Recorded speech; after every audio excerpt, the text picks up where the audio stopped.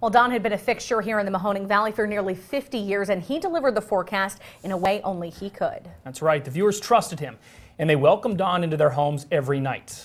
He also became a friend and someone in the newsroom we could count on for a smile or a laugh. Here's 27 News anchor Dave Sess. Meteorologist Don Guthrie with the WKBN 27. Don Guthrie loved the weather. A couple of nice days coming up. His passion was for helping you understand the nightly forecast. If you're going fishing, you want to know, should I put my boat on Lake Erie or not? If you were going biking, you want to know, should I ride my bike up to Cleveland or will I get caught in a rainstorm? And if you're watching the news and the weather, you want to know, is it reliable? And Don wanted to give you the reliable weather. Very, very low so far. It probably will stay that. Don Guthrie became the meteorologist everybody would watch on a sunny day or even when there were clouds or storms. The forecasts were crisp, clear, informative, and reliable. Don built a trust with viewers because they noticed he was worthy of their trust. There was something about him. His approachability was out there. He knew how to reach through the TV screen and make people think they're sitting there with their favorite uncle. And, you know, that's why when people would see him in the street, they say, "Hey, Don!" Hey, Don. Hey, Don. Hey, Don. Hey, Don. Well, thank you, Chris. These greetings became familiar starts to Don's nightly forecast, a simple way to connect the viewers with Don. Sure, here's the latest. Back on air, he was just always smooth and cool as a cucumber and just sounded like the voice of authority as far as the weather goes. So, you know, how could you not believe him? His broadcasting career started with 5 years as a rock and roll DJ before he came to WKBN Radio in 1970. He flipped over to TV and started giving the weather.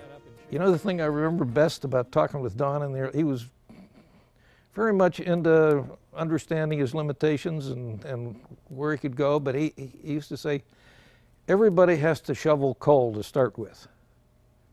And I don't know whether you can get the sense of what he was saying there, that you had to do some hard work in order to get to the place where you wanted to be. And Don was always ready to do that. The more popular he got, the more he stayed the same. Don never changed. And no matter how big his career was growing, Don would welcome every person just starting out. When I got on that anchor desk, I definitely felt that I was not supposed to be there. But there was no one more welcoming than Don Guthrie and Tom Holden. Don mentored me. Don laughed with me. Don taught me so much. I remember my first newscast sitting on that desk, and it was myself and Tom Holden and Gina Marinelli and Don Guthrie. And I was starstruck, probably the biggest moment of my entire career. And, you know, for Don, it was Tuesday, you know. And when I was done, I was nervous and my heart was racing, and I remember he just looked at me and he goes, "Good job, kid." The tornado of '85 was the story Don could never forget because it made people realize Mother Nature's power. When the weather would turn severe, there was only one place to turn, WKBN, to watch Don Guthrie and make it through the storm. Hello, I'm Don Guthrie, Chief Meteorologist. I know when we started doing the weather, he said, don't overdo it. Give them the weather. Don't hype it. Give them the weather so they can use that information and not get upset. He was a caring person, and of course through television you don't see that a lot. But sitting side by side with Don, that caring part was always out. Cancer became the biggest storm of Don's life. He found out in April that he had late-stage pancreatic cancer, a devastating diagnosis, which he approached head-on. I love trying to talk Mother Nature every day. His look changed, but he was the same guy, exactly the same as when he would make his daily walk through the newsroom.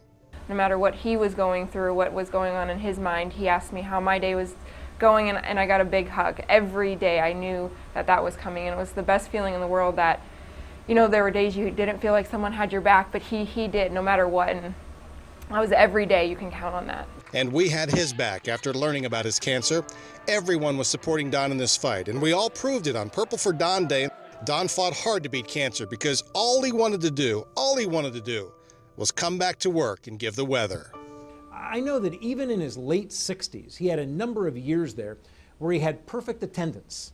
He took his vacation time, and he had plenty of fun, but he never called in sick just to take a day off. He loved to come to work, and it was something that he loved to do. Don was a friend who had many friends. He was easy to like. Talking to him was simple. Don was a joy to watch, and he'll always be someone hard to copy.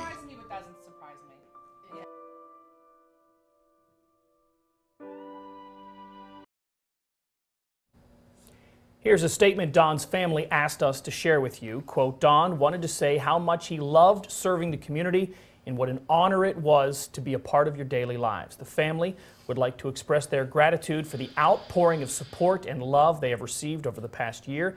It has been a great comfort to know how much he was loved. End quote.